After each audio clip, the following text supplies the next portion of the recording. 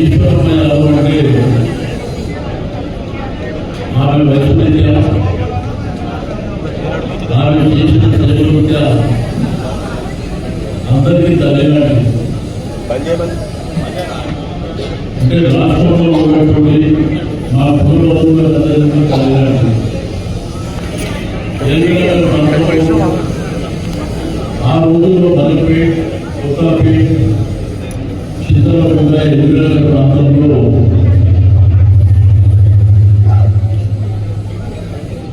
ఆ రోజు ఒకవైపున పాడి వ్యాపారం చేస్తూ రెండో వైపున ప్రజాసేవ చేయాలన్నటువంటి సంకల్పంతో ఆమె అనేకమైనటువంటి కార్యక్రమాలు ఒకసారి మౌనంగా అనేకమైనటువంటి దేవాలయాలకు క్షేత్రంగా అదేవిధంగా గౌరవ అధ్యక్షురాలుగా ఈ చుట్టుపక్కల ప్రాంతాల్లో అనేకమైనటువంటి దేవాలయాలలో ఆమె సేవ చేసినటువంటి గొప్ప వ్యక్తి.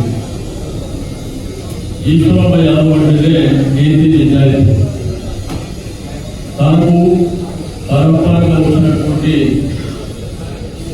తన యొక్క ఆస్తి తప్ప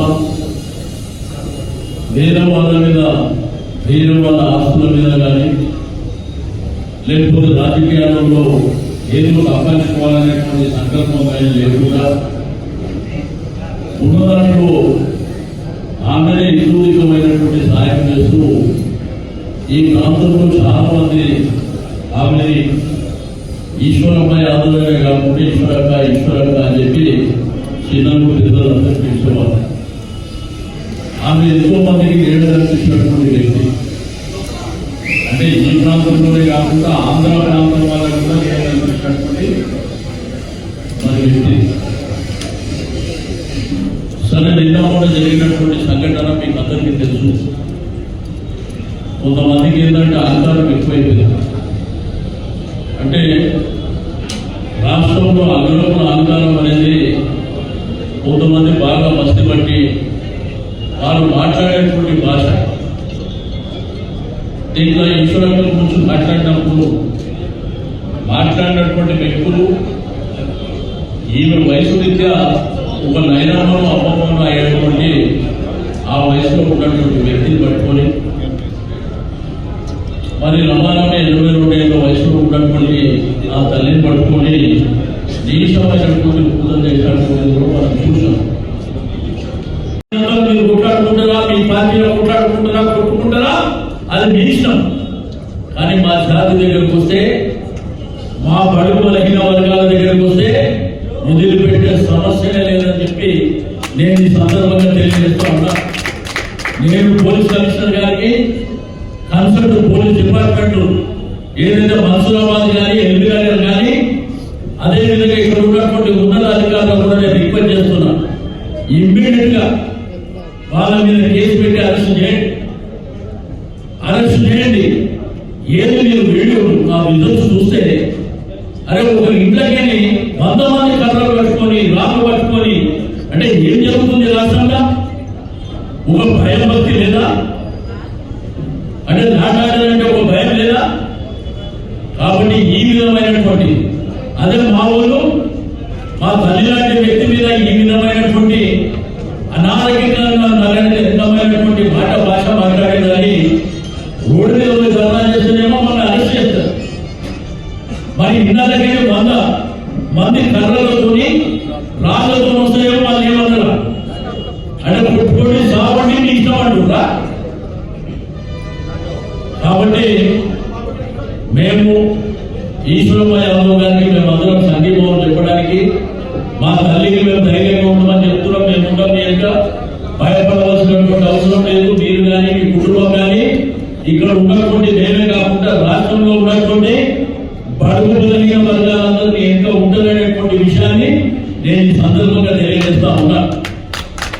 కాబట్టి ఎవరైనా కానీ సమాజంలో గౌరవంగా బతికే తెలుసుకోండి.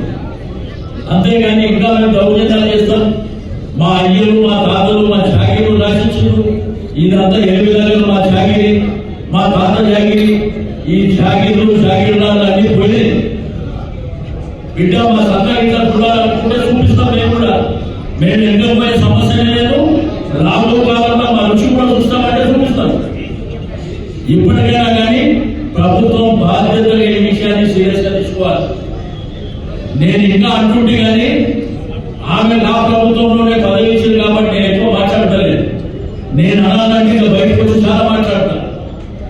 కాబట్టి ఇప్పటికైనా కానీ ప్రభుత్వం బాధ్యతతో జరిగినటువంటి సంఘటన మీద వెంటనే ఎంక్వైరీ చేసి తప్పకుండా వాళ్ళ మీద చర్యలు తీసుకోవాల్సినటువంటి అవసరం ఉంది. ఇక పొలిటికల్ సిస్టమ్ లో వాళ్ళ పార్టీ వాళ్ళు ఏమైనా చేసుకోవడం వాళ్ళ కర్మ. మేము దాని గురించి ఉన్నాం. న్యాయపరంగా చట్టపరంగా జరిగేది మాత్రం చేయమని మేము డిమాండ్ చేస్తా ఉన్నాం.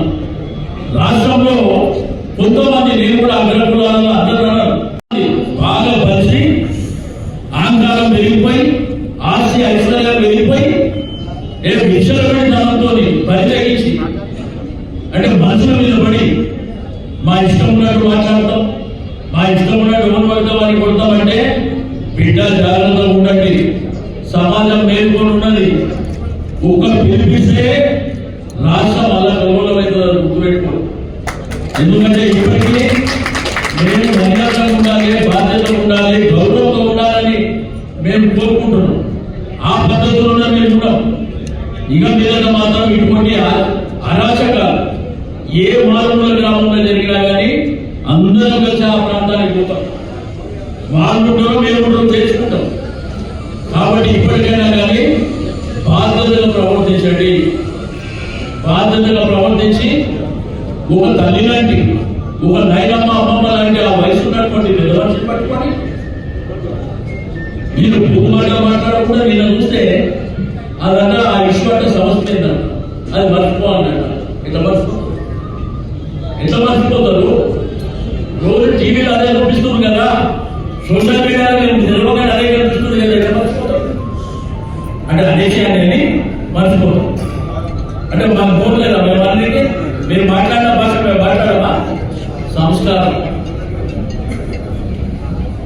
మాకు సంస్కారం అడ్డొస్తుంది కాబట్టి ఆ నీచమైన భాష మేము మాట్లాడదలుచుకోలేదు.